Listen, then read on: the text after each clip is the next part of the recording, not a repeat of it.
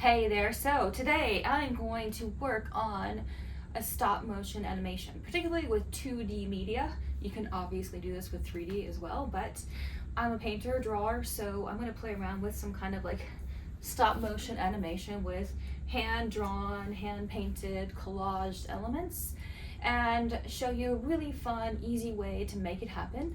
It's a really simple app that you can use right on your cell phone. And so I'll kind of show you how that works so you can try it out on your own. I have these figures that I had painted with gouache previously, and I kind of like chopped them up and arranged them in groups like, I don't know, lower body animal parts, upper body animal parts, decorative elements and wings and things like that. And I'm gonna be, eventually animating them with different elements moving across the piece once I've kind of completed this image of weeds on this drawing. And so what you'll see in the animation is me basically doing a moving drawing without me kind of being in the image.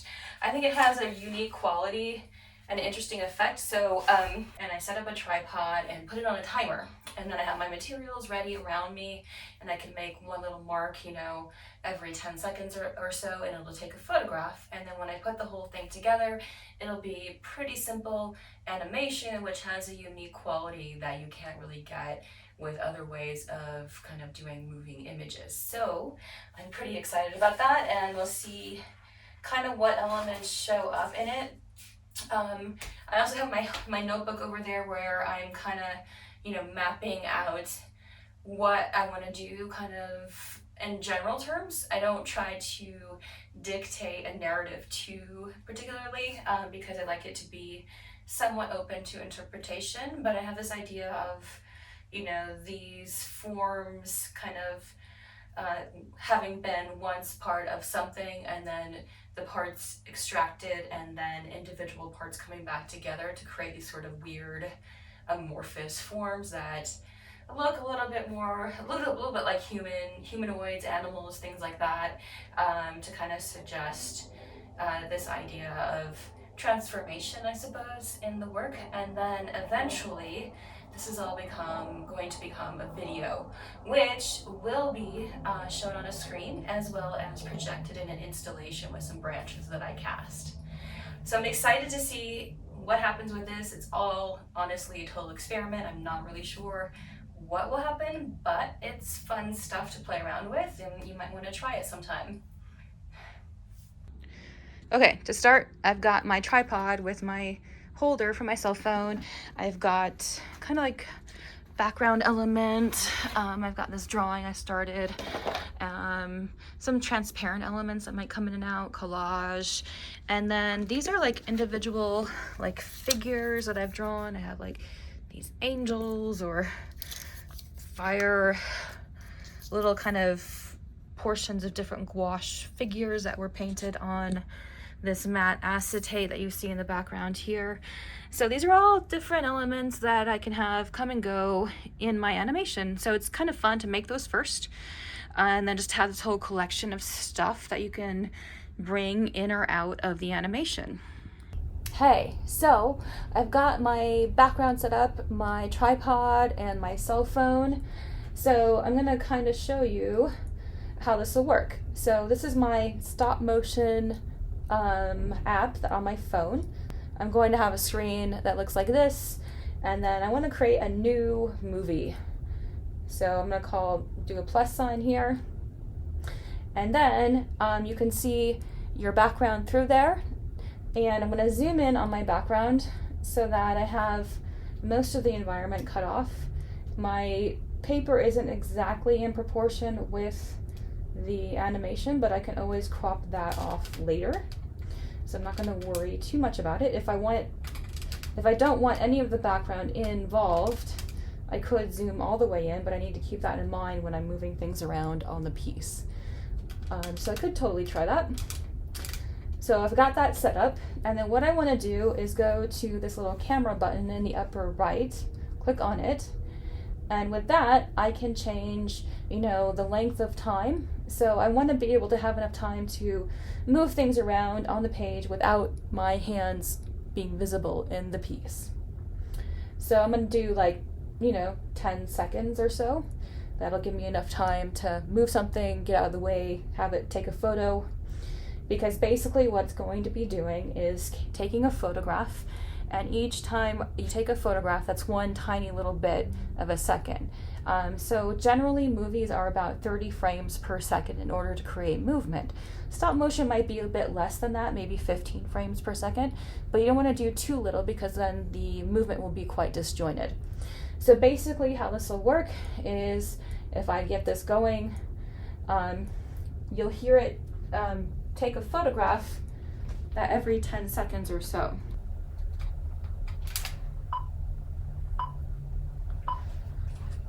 So there's one, and then I can kind of start to move things in and out. But make sure that your hand isn't going to be in the way when it takes the photograph, and don't move your piece, too quickly, too fast. Just little by little. So you have to have a little bit of patience, move it, and then get out of the way again.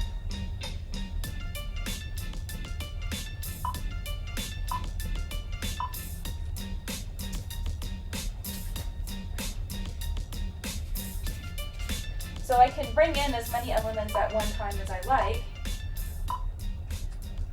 and just keep doing that, changing my movement. So here is my example through the lens of my phone camera. When you create a movie, every film camera takes a lot of individual pictures, usually between 24 and 30 per second. So if these images are played back quickly one after another, it looks like one continuous movement to the human eye. So to make a stop motion movie, you start with a photo. After photographing the subject, you change the thing and photograph it again.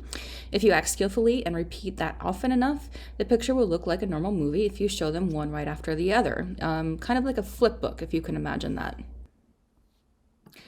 So this shows you all the controls and options that you have with your app, doing a voiceover, adding images, credits, things like that. Lots of fancy stuff you could possibly do. But we're going to keep it pretty simple. Basically, here's my list of motion movies that I've created, and you can click on any of them and actually export them and airdrop them onto your computer. And this kind of shows you one I was playing around with. You see my knees, my hands kind of coming in and out by accident. And those are things that I would go in and then kind of individually delete frames where hands are there. But then also, I can take my regular phone and just crop down those edges so that you don't see those edges. So with the stop motion animation, you can do a lot of different things. I did a fun thing where I took this transparent piece that I put this is alcohol ink that I had put across the piece because I wanted to look all of a sudden something was getting on fire. And then my animation worked where I could actually move this slowly across my background and have different things appear like that. Almost like one of those really older traditional animations. And then, I could throw on some fire, crazy angels and stuff like that, which I'll show you the end of the animation here shortly and how it turned out. So here you can see the process of exporting your movie. You click and hold on that movie and a window will show up, and then it asks you what kind of format you want to export in, and then it'll go ahead and do that, and you can airdrop it to your computer or leave it on your phone. So here I have it saved in my actual photo app, and I've opened up my photo app on my phone. And I'm taking a look at the video because I want to crop off those edges before I do any other further editing with my animation. So pretty simple. You can see me cropping that down there. Easy to do on your phone, and just save it as a new clip. And then what I did was to export it to my computer because I decided to basically collage together two different animations. You can even do a collage of an animation and a video piece that you've done. And what I'm going to be doing here is then bringing them together in Premiere to export them there. So I'm opening up Premiere, And what you want is a new project. And you have to navigate to the folders where your animations are, wherever you've placed them. And then you can create a new project, and it will automatically actually import those video clips that you've selected and create a video for you. You can also just drag them over, from your desktop, or import them from within Premiere as well to go onto your clips there. So here you see me looking for them on my computer, and then I'm going to import them that way. So I imported my 2 videos into Premiere, and you have a little library down to the lower left where your videos will appear once they've imported. And then you can drag them over to your timeline. So that's what I'm doing here. So you notice that, those empty spaces between the 2 videos, I could just delete that space to bring them together. I can also change the position of those animations by using the effects control on the left side.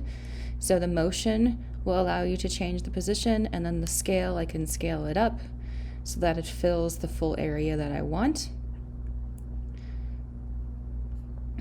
You can certainly do other effects as well, but there's my 2 animations put together.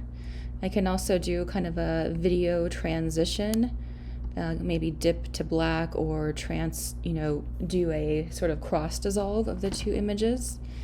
So you can see me, I noticed that the one was upside down, so I switched that, and I can zoom in and out on my actual video to kind of see where the edges of that were. And here I'm doing the cross dissolve on my video transitions, and I just drag it down to my timeline. It's okay if frames repeat, and what it's going to do is just kind of create a transparent overlay in that area. Then under the with the sound, I locked the video area and then unlocked the audio and just deleted the audio, and that pretty much completes it. So now I want to just render the entire sequence, go under sequence and render into out, and then you have it.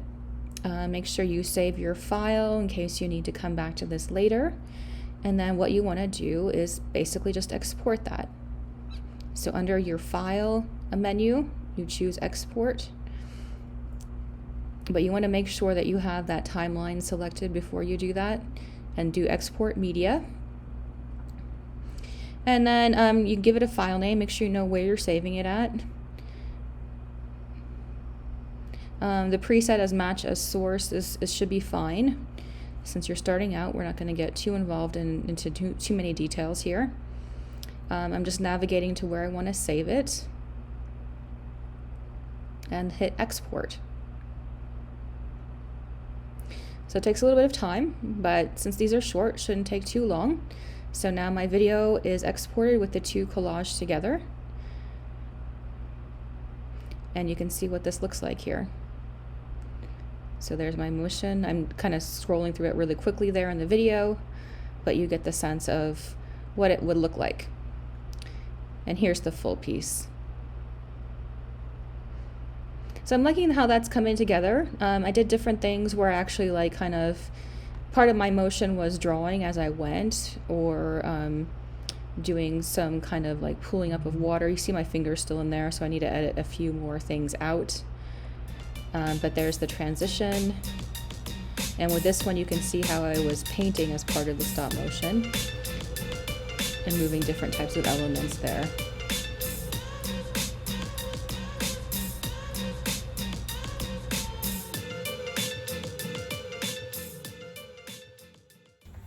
Hey, so basically that's all you need to do. I also was able to take my animation, I did some video collage for part of it, other parts were just straight animation with my hand painting and drawing, and I did some really cool things. I turned it into an art installation and also projected onto the clock tower in downtown Denver, which was really, really fun to see. So these are all really great things that you can do and turn them into your own artwork. I hope you enjoy it. This is my piece as it was projected in downtown Denver. But you can also see that I incorporated both hand-drawn, painted, and collage stop-motion footage as well as video footage. And the full video collage is titled Bloodlines and Solitons. So this was part of a program called Nightlights Denver, and this is a permanent way for the Denver Theater District to support innovative artists with an experimental platform while attracting people downtown to experience free rotating art projections. And this is located at 1601 Arapahoe Street on the 16th Street Mall. So I really encourage you to stop by and check out some of the stuff that's happening there. The show runs Tuesday through Sunday nights, starting approximately 30 minutes after sunset and looping until midnight. And the artworks are designed by local, national, and international artists, as well as the greater Denver community. So cool thing about this Daniels and Fisher Clock Tower is that when it was completed in 1910, it was the highest building west of the Mississippi River. It's actually modeled after the Campanile in Piazza San Marco in Venice. So I was really excited about this relationship with Italy. So the patterns that one sees in the projection are based on Italian history, and the water footage is taken from Italy's coastline. The hand-drawn plants stem out like blood, breaking the geometric rhythm of the windows, and seek to connect people to the place with the ocean cycle separating us.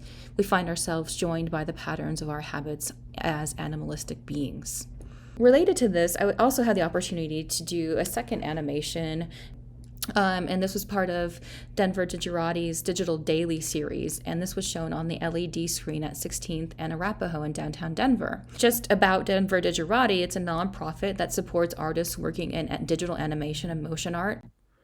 This piece was titled Stereoscopic Beings and was paired with an installation piece that actually I did at my represented gallery called K Contemporary Art. The installation piece, included object elements as well. And that piece was titled Hypothetical Forest.